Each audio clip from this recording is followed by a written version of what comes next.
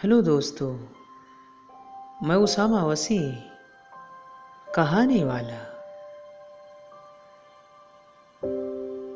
कहानी, हम सब कहानी ही तो हैं। पढ़ी गई कहानी, कभी ना पढ़ी जाने वाली कहानी, दिलचस्प कहानी, बदमज़ा या पुरसोस कहानी, आसानी से समझ आ जाने वाली कहानी, मुश्किल तरीन कहानी, मुख्तसर कहानी, कभी ख़त्म ना होने वाली कहानी।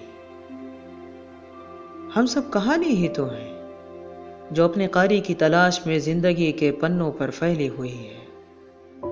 हम सब कहानी ही तो हैं, जिसे कभी लिखा नहीं गया है। हम सब कहानी ही तो हैं, जो पढ़ी जाती है और फिर भुला दी जाती है। हम सब कहानी ही तो हैं, जिसके किरदारों को सच्चा नहीं समझा जाता है। हम सब कहानी ही तो हैं, जिसमें इब्तिदा से लेकर इंतहा तक ना जाने क्या हो जाए का धड़का लगा रहता है। हम सब कहानी ही तो हैं, जिसे किताब के कफन में रखकर किसी शेल्फ में दफना दिया जाता है, फिर किसी दिन कोई खूबसूरत हाथ उसे लम्स देकर दोबारा जिंदा कर देता है। हम सब कहानी ही तो हैं।